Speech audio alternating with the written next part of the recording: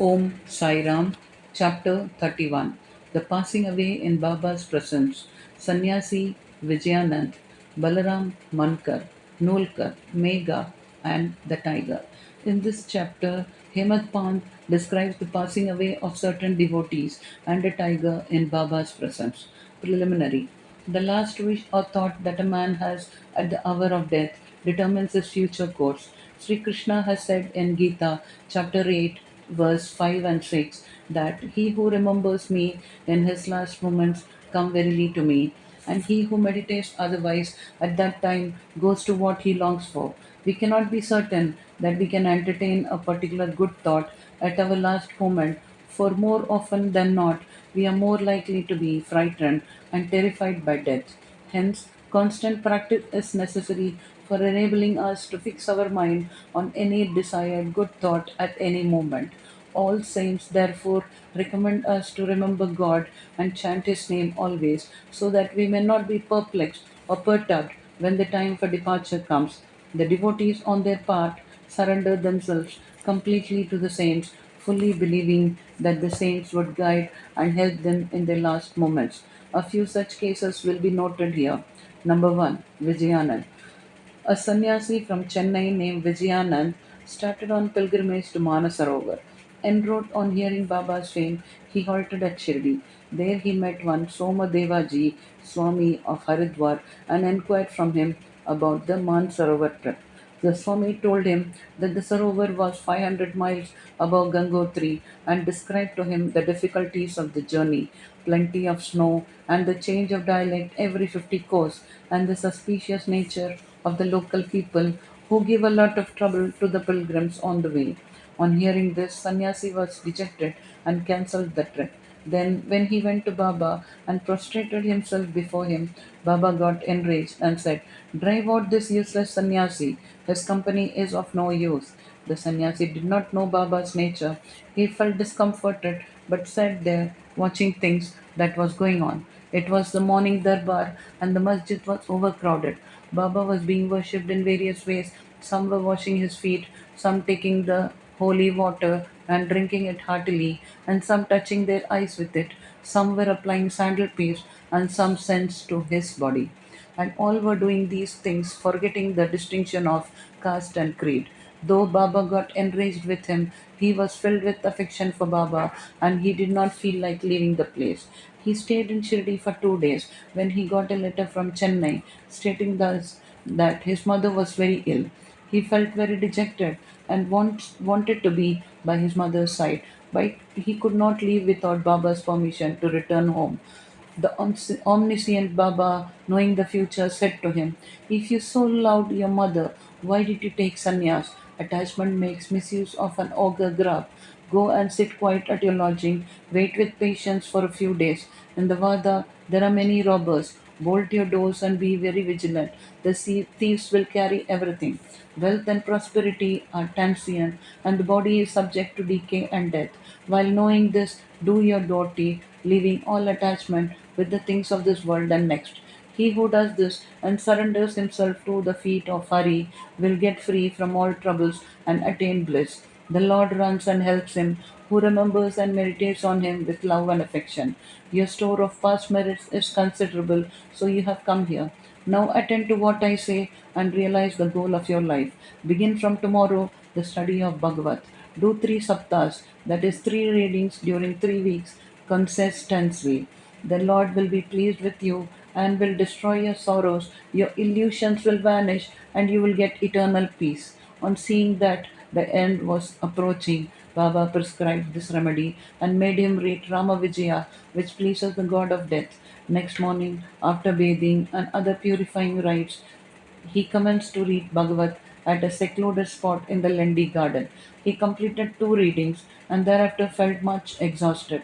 He returned to the Vada and stayed in his lodging for 2 days, and on the third day he breathed his last on Fakir Baba's lap.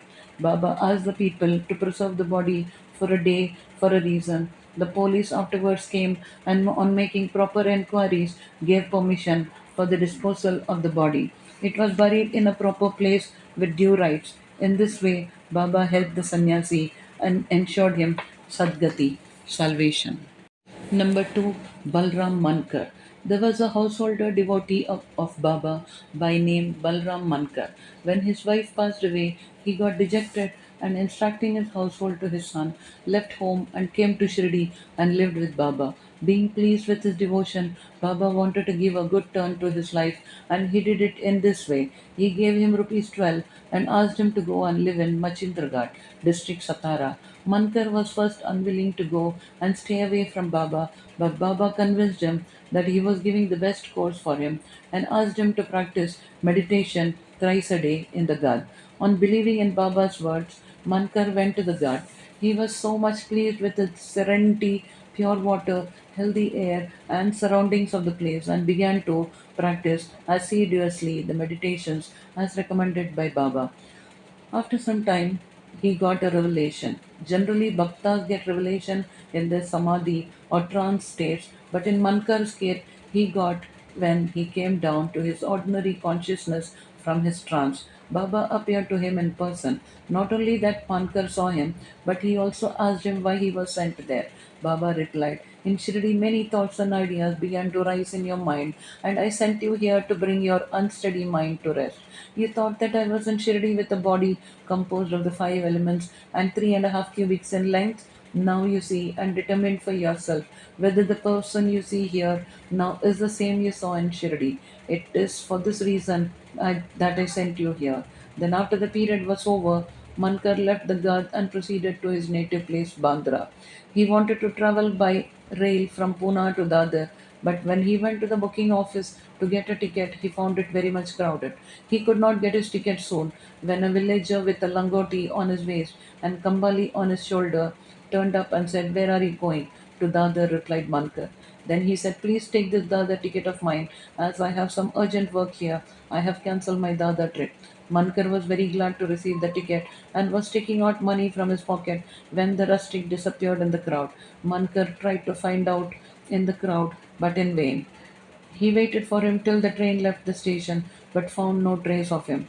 This was the second revelation Mankar got in a strange form. Then Mankar, after visiting his home, again returned to Shirdi and remained there at Baba's feet, following his bidding and advice. In the end, he was very fortunate to leave this world in the presence of Baba. Number 3. Tatya Sahib Nolkar. Hemad Pant gives no particulars regarding Tatya Sahib Nolkar except the bare mention of the fact that he gave up his ghost in Shirdi. A brief summary of his account that appeared in the Sai Leela magazine is given here. Tatya Sahib was a subject at Pandarpur in 1909 when Nana Sahib Chandorkar was Mamlatdar there. Both met often and exchanged words. Tatya Sahib did not believe in saints while Nana Sahib respected them.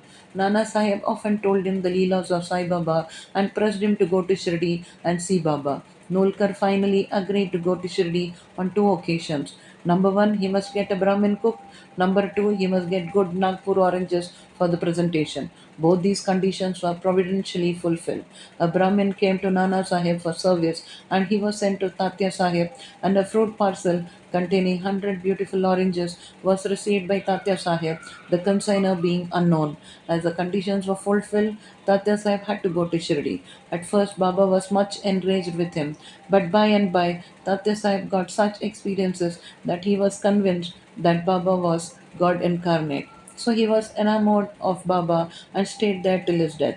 As his end was approaching, sacred literature was read out to him, and at the last hour, Baba's Padatirth was brought and given to him for drinking. Baba, on hearing his death, said, "O Tatya went ahead of us. He won't be reborn." Number 4, Mega. The story of Mega has been already described in chapter 28. When Mega died, all the villagers followed the funeral procession. Baba also accompanied them and showered flowers on Mega's body. After the obsequies were performed, tears flowed from Baba's eyes, and like an ordinary mortal, Baba showed himself overcome with grief and sorrow. Then, covering the body with flowers and crying like a near relation, Baba returned to the masjid. Many signs have been giving Sadgati to men, but Baba's greatness is unique. Even an animal like tiger came to Baba's feet for being delivered from demerits. It is this story which will be narrated now. Number 5, Tiger. 7 days before Baba passed away, a wonderful incident occurred at Shirdi. There came a country cart and stopped in front of the masjid. A tiger was on the cart, fastened with iron chains, with its agonized face turned to the rear. It was suffering from some painful malady. Its keepers, three dervishes, have been taking it from place to place and making money by exhibiting it. It was a means of their subsistence. They tried all sorts of remedies to cure it from malady it was suffering from, but all in vain.